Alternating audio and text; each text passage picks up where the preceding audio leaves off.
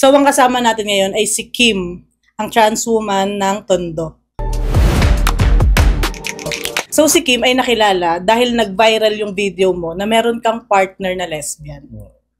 So, paano nag-start na meron kang partner na lesbian?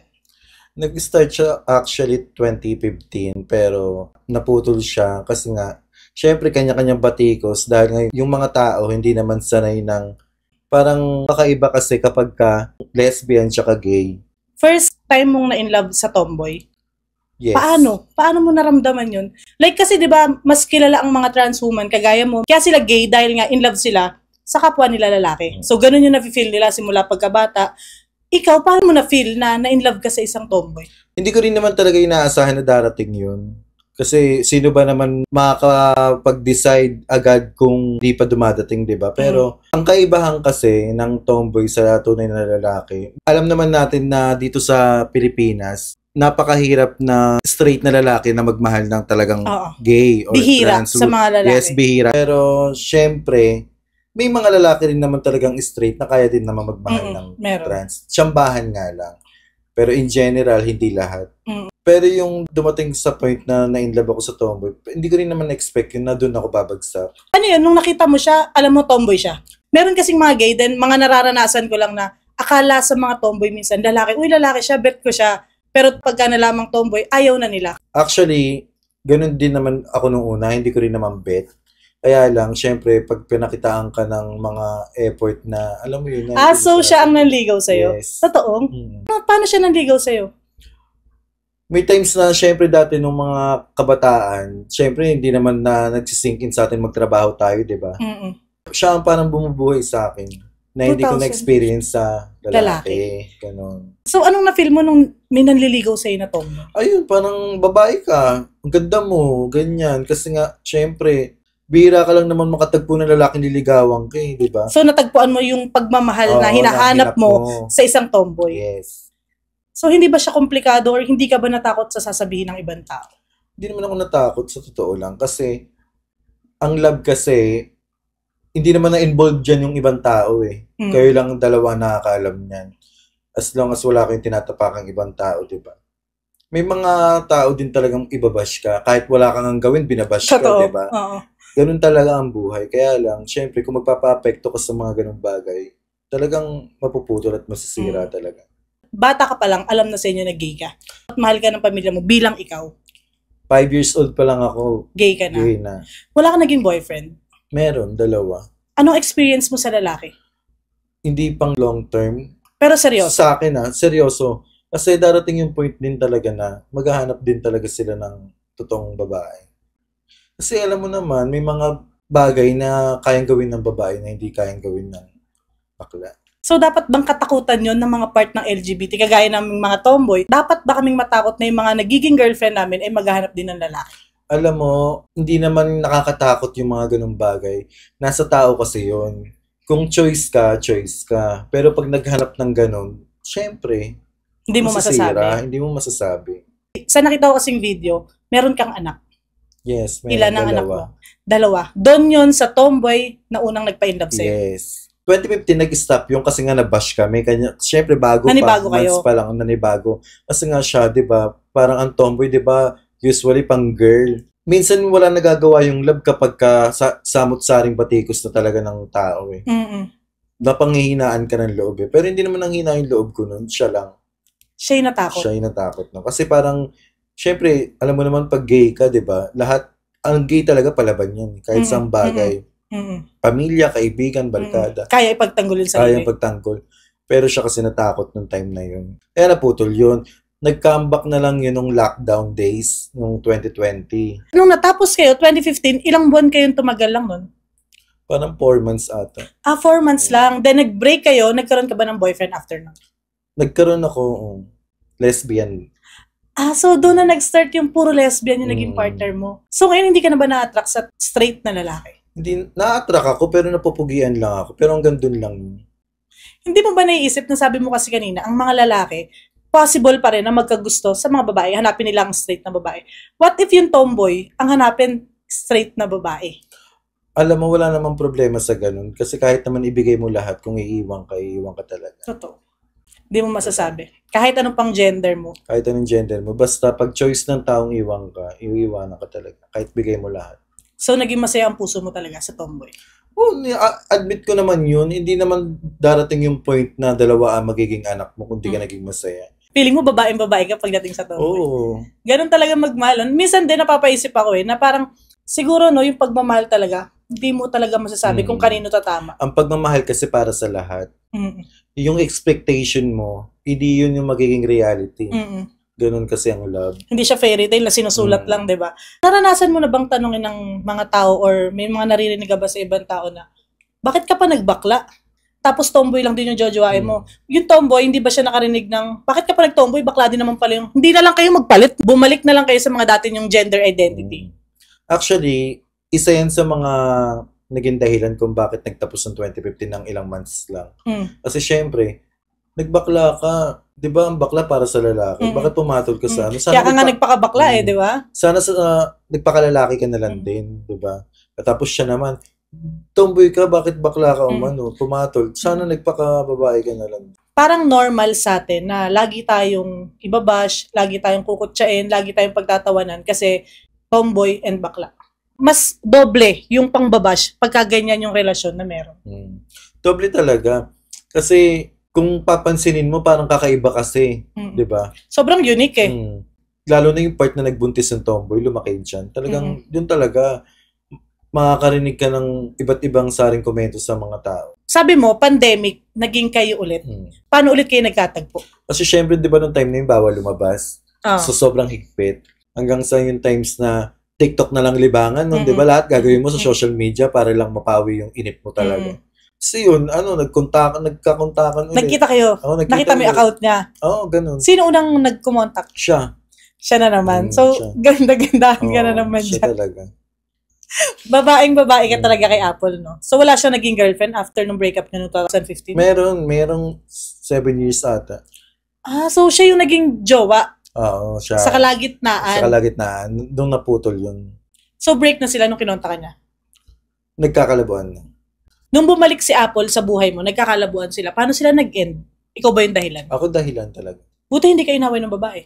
May part na ganun. Posible namang hindi mag-aaway. Anong pakiramdam mo na pinagpalit yung babae sa katulad mo? Actually, as a gay, masakit din kung sa akin gagawin mo. Kung ako yung nasa part na yun, masakit din. Kaya lang, syempre, pag in love ka, diba, handa ka talaga makipagpuksaan para lang, diba, matira matibay, ganun. So, parang talagang yung love nyo no 2015, naputol lang talaga siya. Naudlot siya. Biruin nyo, ang tagal nung taon, tas nagkabalikan pa kayo. So, feeling mo, parang true love mo siya. Oo, parang true love, ganun. Parang first time ko kasi yung ganun, na live-in, ganun. So, nung nag-end sila, nag-live-in agad kayo? Or paano naging setup nyo? Live-in agad, sa bahay nila. Ikaw ang tumira doon? Anong sabi ng magulang niya? Wala, tanggap naman. Wala naman ako narinig na kahit ano. Talaga? Hindi pa sila nagtaka na, anak, bakit, transwoman na yung kasama mo, hindi na babae? Pero bago pa kami dumating sa point na nag-live-in, alam na nila, tinawag na. Okay. So, napaalam na agad? Napaalam na. Kaya wala nang kaba pagdating doon. Kamusta pakikisama mo doon sa pamilya niya? Okay naman. Kaya lang, syempre, mas maganda pa rin talagang independent. Diba? Kasi pag independent ka, ikaw yung reyna. Diba? Pag nakikisama ka, hindi ikaw ang reyna kasi susunod ka. Kung doon kayo nakatira, tapos nagka-baby kayo, diba? Kailan kayo bumukod? Buntis pa lang siya 4 months. Binukod mo na? Binukod ko na. Sinong nagtatrabaho para sa iyo? Ako lahat. Ikaw? Ako lahat. Shopee rider ako noon. Kahit ganyan yung buhok mo? Oo.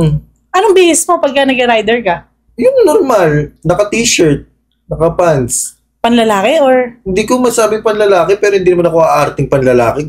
Pero long hair ka? Long hair. Pinagpipiyasahan nga ako ng mga rider kasi ako lang yung kakaibang gender. Kamusta yung pagsasama niyo? Before? Yung pagbubukod nyo kasi challenge yun Susukatin talaga yung PC mo kung hanggang saan kayo. Magkakakitaan kayo ng ugali, sino yung mga maglalabas, sino yung mga nagluluto. Ako talaga yun. Ikaw din. Admit ko yun. So siya, siya? Sa bahay? Bed rest siya nung time na dahil nga buntis na siya. Tapos pagkapanganak, 2 lang kami siya mag-aalaga ng baby, syempre. So kamusta yung pakiramdam nung nanganak na si Apple? Siyempre, bilang isang parent, talaga naman, pag nakita mo talaga yung anak mo, talagang, Diyos ko, mawawala na ngayon labo sa kanya kasi doon mo nabubuhos lahat sa anak mo eh. Yun kasi naramdaman ko talaga. Pag nagkaanak ka kasi, lalo na pag baby pa lang, unti-unti lumalaki, doon mo na matututunan at malalaman yung talagang salitang magulang. Ano yun? Pinlano nyo na magka-baby? Hindi na namin plinan. Pinigay lang talaga. Binigay. Isang taon kayong tumagal, bago siya nabuntis. So, hindi mo expected yun. Hindi nyo ba naisip na ipalaglag kasi baka hindi pa kayo ready? Hindi. Na baka mamaya ano yung sabihin lalo ng ibang tao? Alam mo kasalanan ng pagpapalaglag. Nung nabuntis mo siya, hindi na ba pumapasok sa isip mo na, naku, ito na naman kami, baka mamaya umatras na naman si Apple kasi nga takot siya sa mga sasabihin ng Hindi ibang ko tao. na naisip yun. So, sobrang proud ko nga. Doon nga kami nag-trending sa social media. Nagpa-maternity shoot kami. Yung maternity shoot nyo, yun yung nakita ko talaga na kumalat. Tapos nakita ko na siya kung saang page na talagang nagba-viral na yung mga videos nyo. And anong pakiramdam na parang ang dami nang nagiging proud para sa inyo? Actually, kapag tinitignan ko yung mga nag-share tsaka nagpo-post ng mga iba't ibang page, yung mga comment doon, hindi naman lahat papabor sa'yo. Hindi naman lahat din talaga magugustuhan. Pero mas maraming natutuwa eh. Mas maraming nakaka-appreciate sa amin. At syempre, masaya ka para doon. Pero syempre, may mga, hindi naman nabagot siguro na makaka-receive ka rin talaga ng mga negative comments talaga galing sa ibang tao. Buti hindi na-stress si Apple nung nakikita niya yung mga comments. May times na na-stress siya pero sabi ko wag na siya magbasa. Ako kasi kaya mo ko yun. makipagbardagulan bardagulan talaga. Nagre-reply ako sa mga comments. Laking tondo yan si Kim di ba? So, kayang-kaya niyang ipagtanggol sarili niya. Tsaka yung, syempre, si Apple, tsaka yung magiging anak niyo. So, doon tayo sa anak niyo, bilang magulang, gusto mong protektahan yung anak mo sa mga maririnig niya. Hindi ka ba natakot na baka mamaya paglaki niya, doon siya bulihin ng mga kaklase niya, ng mga makakasama niya, tungkol sa mga magulang niya? Alam mo, sa totoo lang, gender, hindi naman malaking isang tanong yan. Para mabuli yung bata, para mabuli yung tao. Nasa sayo kasi yan kung paano mo i-handle eh. Kung pinapakita mo sa bata na handa kang gawin yung lahat para lang maging maayos yung buhay, kung kaya mong ituro pa unti-unti lahat nang hindi naman ganun kabilis ng dahan-dahan lang, matututunan din ng anak mo na maunawaan lahat. So para sa'yo, bilang isang magulang, kailangan talaga ng gabay ng magulang? Gabay talaga. Tsaka, yung treatment mo, kung paano mo tratuhin yung anak mo? Tratuhin yung anak mo. Ilan taon ang anak mo ngayon? Yung first 4. 4 na. Anong tawag niya sa'yo? Papa. Tapos kay Apple, mama. Bakit ganun? Ikaw ang itsurang babae, bakit hindi sa'yo mama? Kay Apple ang papa. Napag-isipan ko na yan bago ko sabihin papa tawag niya sa akin. Kasi darating din naman talaga yung times na lalaki sila. Maintindihan din naman nila kung anong totoo. Bakit iibahin mo pa? Tingin mo ba, alam na yung anak mo kung bakit yung papa niya long hair, yung mama niya short hair? Sa ngayon wala pa naman. Hindi niya na itatanong Hindi pa naman itatanong. Pero kung sakaling sabihin niya yun or may tanong niya yun, anong tingin mo? Paano mo ipapaliwanag sa anak mo? Iintindi mo kung ano talaga yung kahulugan ng salitang gay tsaka lesbian. So after nga nung nag-viral na mga videos, nakita ko na talagang out and loud ka na. Proud na proud ka nang pinapakita sa social media yung si Apple, yung 2 anak mo, and alam ko naman na wala ka nang pakialam sa sasabihin ng ibang tao. And nakita ko kayo kay OG Diaz, na-interview kayo. Ang dami nagsasabi na sobrang unique ng gender nyo nga, maraming natuwa at maraming nakanood nun. Kasi halos nasa 2 million... 2.6 million yung views nung kay OG Diaz. Imagine niyo yan. At nakita ko na kinasal kayo.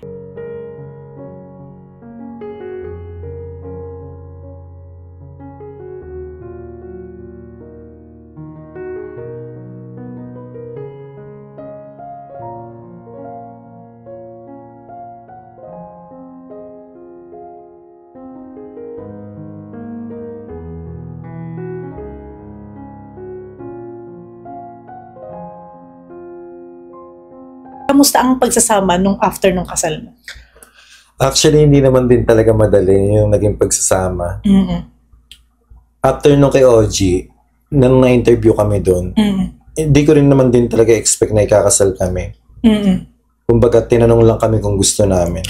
Biglaan ba yung kasal? Biglaan lang. 1 day preparation lang yun. Totoo? Totoo. Sino sumagot? Si Kong Sam Bersosa, SB. Paano niyo nakilala si Sam Bersosa? Mutual friend siya ni OG Diaz. Tapos siya ang nag-sponsor. Sagot lahat? Lahat. Nung in-interview kayo, buntis nun si Apple di ba? So, second baby. Ang second baby nyo, nanganak na ba si Apple? 10 months na yung baby ngayon. So, kamusta ang pagsasama ni Apple tsaka ni Kim ngayon? After ng wedding? Hindi madali. Bakit hindi madali? Actually, hiwalay na kami ngayon. Naghiwalay kayo, kakakasal niya lang. Ilang buwan lang ang tumagal? 1 year lang. Wala pang 1 year. Kaka 1 year lang neto. Nakakapagtaka, no? Bakit kaya yung iba, sa haba-haba ng pakikipagrelasyon, okay naman, pero after ng kasal, laging naghihiwalay? Anong mahirap sa buhay after ikasal?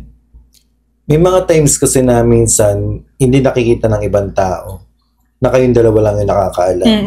Hindi lahat na ipopost sa social. Hindi rin naman lahat ng meron sa inyong dalawa, kinakailangan ipangalandakan sa ibang tao. Lalo na pag problema, di ba?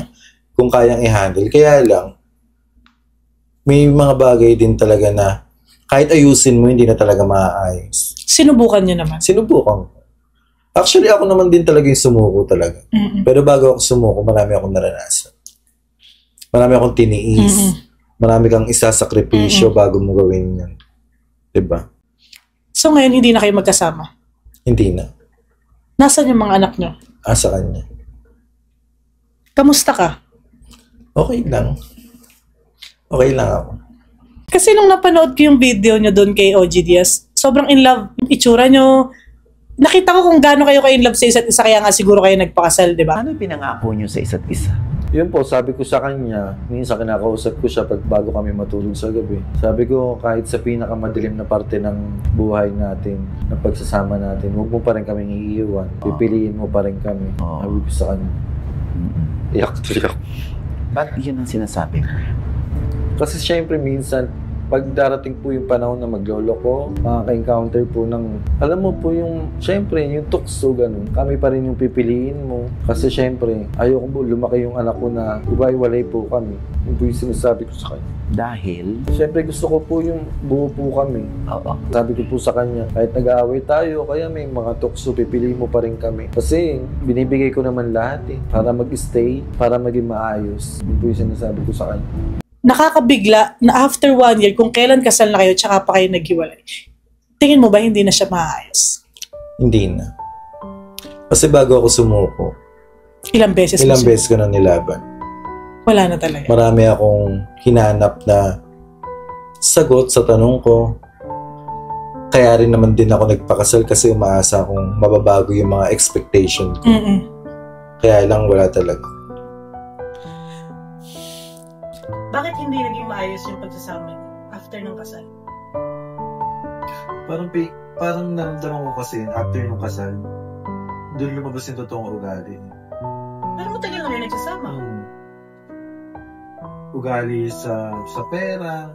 Nagiging kampante ba ang mga magkarelasyon o yung mag-asawa pag kinakasal na? Kasi alam nilang kahit anong ipakita nilang ugali, hindi na sila maghihiwalay dahil kasal sila. Siguro, kaya nanawa ako. Yun nga nangyari, kaya naging kampante siya. So, nagkahigpitan kayo sa pera. Di ba usually yung iba, kapag ka wala kang pera, gumagawa ka pa ng paraan. Tutulungan kayo. Tutulungan.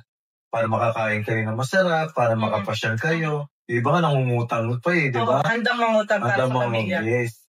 Yun yung parang hindi ko nakita na bakit ganun? Marami akong tanong. Nagkahigpitan kayo sa pera dahil wala ka bang trabaho? May trabaho. Kumbaga, yung alam mo yung sobrang pagtitipid. Diba? Sino ang matipid? Ikaw ang nagtitipid o siya? Siya ang mas matipid? Yes. Baka naman dahil kasi syempre iniisip niya yung mga anak. Hindi. OA na sa pagtitipid. So feeling mo nasasakal na. Kung dahil lang sa pera yung paghihiwalay, hindi na ba siya kayang pag-usapan? Like kasi mapagkakasunduan niyo yan eh. First time ba yan na nangyari sa inyo? Maraming beses na rin ako nagtatanong kung bakit ganun. Alam mo yun, pagod ka na kakaintindi sa trabaho, sa lahat. Ikaw. Hindi ka ba hinahanap ng mga anak mo? Hinahanap ako, syempre. Lalo yung panganay mo. Talagang akin yun panganay ko. Sa'yo siya malapit. Sa akin talaga. Kaya lang, hindi ko na kasi talaga gusto yung makisama pa. Parang napagod ka na talaga. Hindi madali yung salitang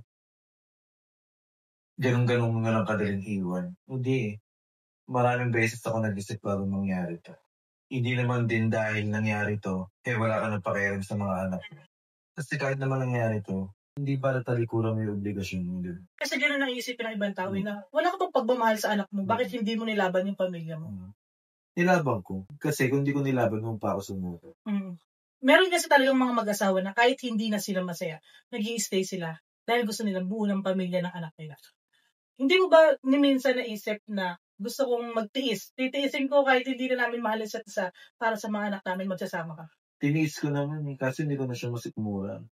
So anong masasabi mo dun sa mga tao na nagsasama tapos nakikita ng mga anak nila na araw-araw nag-aaway? Ayun. Isa yun sa dahilan. Alam mo, sa akin lang bago yung anak, dapat mahal mo muna yung asawa mo. Dapat sinusuporta mo yung asawa mo. Nagsisimula yung pagmamahal dahil Dapat sa asawa. Kasi pag maganda ang feedback sa inyong dalawa, magbubunga yun sa mga anak ninyo. So, mas pinili mo na lang na maghiwalay kayo, yung anak mo nasa kanya or maghihiraman kayo kaysa makita niya na nag-aaway kayo. Nag-aaway. Kasi sa isang linggo ata, parang mas lamang yung away kaysa sa ginhawa. Nakikita ng anak mo yun. Hindi naman ganun kadali na naghiwalay, ganun na lang. Mahirap din talaga, lalo na ako mag-isa ngayon. Diba? Ikaw ang naiwan sa apartment. Ako talaga. Gano'ng kahirap sa'yo nung gumising sa umaga na wala na yung anak mo, yung Na-experience ko na 3 days wala akong tulog. Tapos, syempre, ang trabaho ko sa field. Na-experience ko rin na mababangga ako. Sobrang wala akong tulog. Ano pag-usapan niyo yung setup para sa mga anak? Pag-usapan naman. Wala naman ako ibang hiling na iba. Maging maayos lang kami co-parenting para sa mga bata. Okay nga ako din. Yung mga anak mo kasi, ay ang magulang niya ay part ng LGBT. Ngayon, paano mo masasabi na kaya mong protektahan yung anak mo? Walay na kayo ng asawa. Yun yung sinasabi ko, na baka pwede, mahiram ko naman. Para, alam mo yun, yung pagmamahal na binigay ko sa mga anak ko, walang magbago. Kaya sa akin kahit 2 days, isang linggo, yun lang. Para hindi lumayo yung loob sa'yo ng anak. Tsaka para marinig pa rin niya, bilang ikaw yung tatay niya, marinig pa rin niya sa yung mga pangaral. Kasi sabi nga niya, di ba, ibang mangaral ang mga tatay. Iba pagka tatay niya nagsalita eh. Kasi sabi ko, relasyon lang naman natin yung nagbago. Yung pagmamahal ko sa mga anak ko, hindi naman nagbago. Sayang mo, hindi nyo man lang na-enjoy yung pagiging kasal. Hindi nyo man lang na-enjoy yung buhay nyo. Parang ikaw pa yung naiiyak sa akin. Kasi na talagang dadala talaga ako dun sa sitwasyon yun na parang hindi nyo, kung kailan kinasal kayo, doon pa kayo naghiwalay. Siguro, kahit sino makarinig, parang maapektuhan doon sa mga bata. Laging may magtatanong sa inyo sigurado na, paano yung mga anak nyo? Di ba? Parang ang gulo na nga parang hindi mo pa nga na-explain sa mga anak mo yung kung bakit yung tatay niya, babae yung itsura, bakit yung nanay niya, lalaki yung itsura. Tapos meron na namang panibagong katanungan na dadagdag sa isip ng anak niyo na hiwalay naman ngayon yung mga magulang mo. So parang ang bigat-bigat siguro sa pakiramdam ng bata yung paglaki. Pero anyway, kung talagang magiging co-parenting naman kayo para sa mga anak, hindi naman siguro para magkulang sa pangaral tsaka sa disiplina din yung anak. So tingin mo, anong aral yung napulot mo sa pakikipagrelasyon mo mula sa pakikipagrelasyon mo sa tomboy, pagkakaroon mo ng pamilya, pagkakaroon mo ng anak, then kinasal ka, parang hindi mo na may-explain di ba, yung nangyari sa buhay mo, pero paano mo siya hinarap or anong aral yung natutunan? Pinaka-aral na natutunan ko, normal naman na magmahal ka. Normal naman na ipakita mo, ibuhos mo lahat. Pero pag nagpakasal, pag-isipan mo mabuti talaga. Kasi hindi lahat ng kinakasal masaya. At hindi lahat ng kinakasal, akala mo sa'yo na. Tingin mo ano dapat nauuna? Live-in o kasal? Mas mabuti na mauna yung live-in. Kahit hindi kasal? Kahit hindi kasal. Kasi doon mo malalaman kung anong tunay na kulay ng kinakasama mo. Tunay na pagkatao. Tunay na ugali. Bago ikasal. Tsaka huwag niyo madaliin yung ikasal. Kasi mahirap magpa-divorce. Sobrang hirap. Diba kasi gusto ko lang maikasal. Lalo tayo mga part ng LGBT. Parang lagi tayong gusto natin kasal. Lagi natin pinaglalaban na ikasal, ma-live-in, tanggapin ng tao. Pero ano nga ba yung namamagitan sa pagsasama, diba? Yun yung mali. Sobrang gigil ko maranasan. Ito yung naging ending.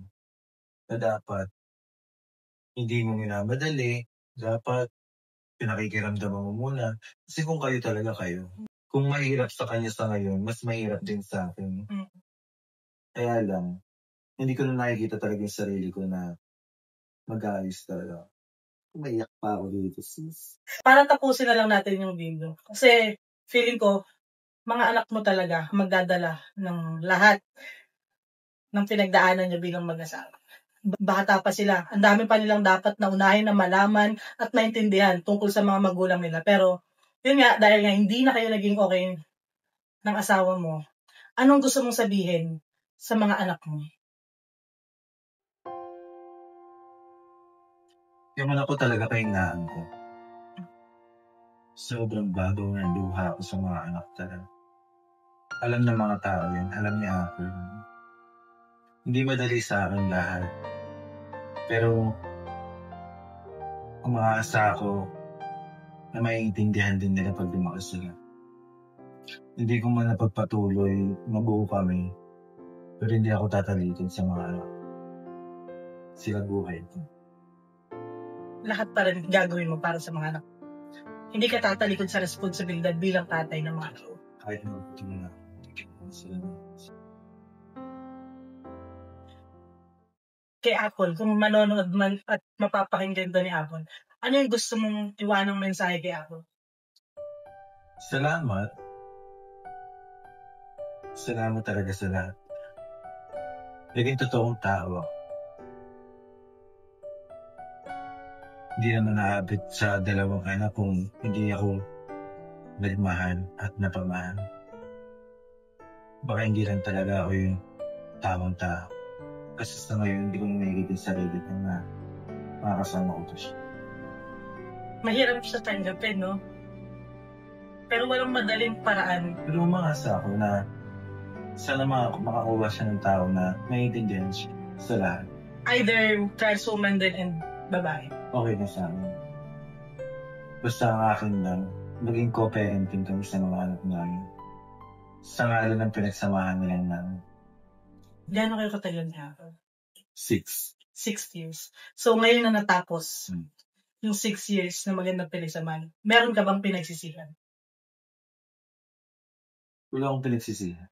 Kasi binigay ko lang. Wala akong pinagsisihan kahit ano. Bago ako sumuko, marami akong binigay. Marami akong nilaban. Marami akong sinakripisyo. Naubos na lang ako. Sa sarili mo, napaka-importanteng dapat kinakausap mo ang sarili mo. Like, paano mo pinapagaan yung sariling kalooban mo? Anong gusto mong sabihin sa sarili mo? Naawa ko sa sarili ko. Ito mo? Naawa ko sa sarili ko. Pero sabi ko, nandiyan ba yung mga anak ko? Wala akong dahilan para hindi magpatuloy. Lahat gagawin ko kahit ako mag-isa, kaya ko, kakayanin ko. Hindi ako perfect. Lahat naman ng tao may ugali. Pero binigay ko naman lahat. Kinakausap ko yung sarili ko minsan, pero laging nauuna sa isip ko talaga may mga anak pa ako. Kahit ako mag-isa, nalaman ako. Sa loob ng pagsasama nyo, hindi lang naman involved ikaw, anak mo, at yung asawa mo. Yung mga magulang nyo, anong gusto mong sabihin sa kanila para hindi sila mag-alala sa inyong mga anak nila? Para hindi sila mag-alala sa iyo na nalayo sa iyo yung anak mo, nawalan ka bigla ng asawa, para ma-secure sila sa sarili nila na okay yung anak nila. Sa pamilya ko, syempre, unang-una sa lahat, thankful ako sa pamilya ko talaga. Pero hindi kasi ako marunong magsabi hanggat hindi ako napipilayin. Hanggat kaya mo. Hanggat kaya ko.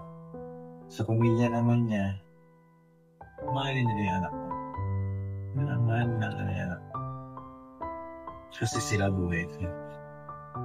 Hindi ko man napagpatuloy lahat ng mga sinabi ko dati. Gusto ko mahalin lang yung anak ko. Masaya na ako doon.